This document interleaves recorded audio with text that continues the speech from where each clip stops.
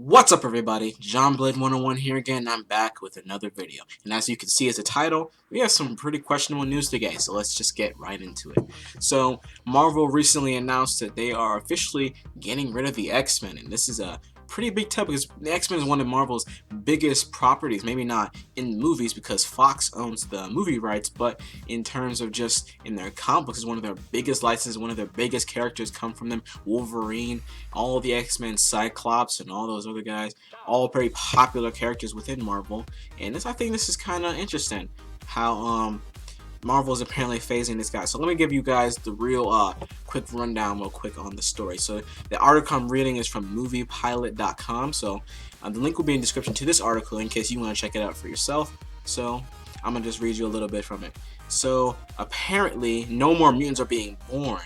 And somehow the Inhuman, if you're aware what who the Inhumans are, they are a group of kind of similar to mutants, but different because mutants are born with their respective gene in their body and usually activates in their later years, maybe like 10, 12, so anywhere like in their teenage years, they develop these mutant powers. With the Inhumans, they're exposed to something called a Terrigen mist, which changes around their physiology, or cellular structure or whatever, and it gives them powers. But the thing is about humans is that when it gives you something, the powers usually have some kind of backfiring, not exactly backfire, but like some kind of hindrance on it, so you can't use it correctly. Like if you watch Agents of S.H.I.E.L.D., there's a guy that can teleport, but he can't see.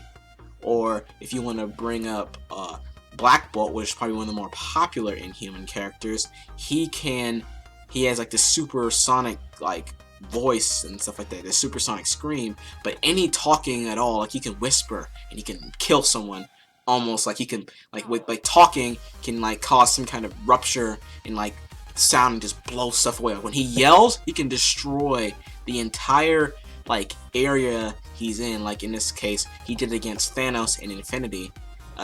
He yelled at Thanos and he blew up their home on Attilan. I think it's called Attilan.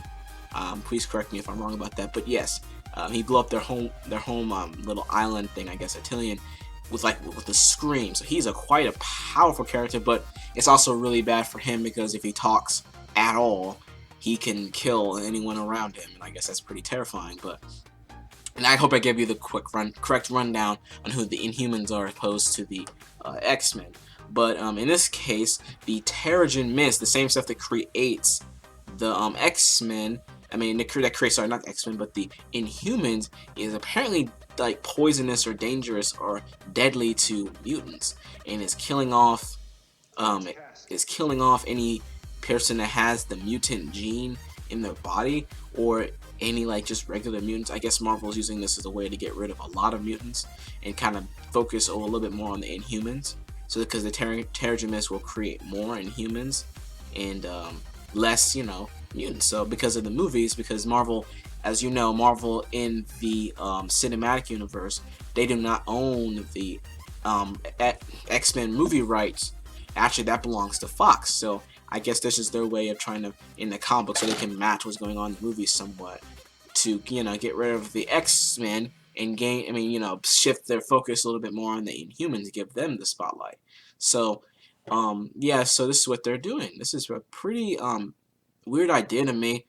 I know why they're doing it, and I do like the Inhuman characters, some of them, and I think they do have some spotlight, but they could probably just coexist with the X-Men. You don't have to kill off a bunch of mutants for that to happen. You could easily, you could write in 100 different ways where they could have, let me think, you could have just had them coexist or some way, because the Inhumans are kind of like the ones that were separate from humanity, and the mutants are the one that was mingling around, but I guess they're changing that around. So now the X-Men have to hide, and the Inhumans are the ones that are, coming together, and doing all the mingling. So that's interesting. I'm not sure how I feel about this decision.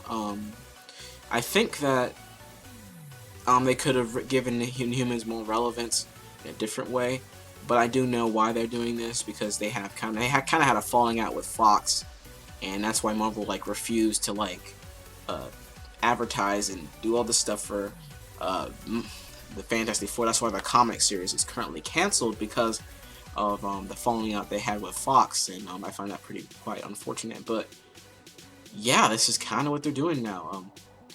I don't really prefer it to be this way, but we'll have to see how it's all written out and how the Inhumans do when they take when they eventually take the X-Men's place. So yeah, guys, this is John Blade 101, everybody, and I bid you good day.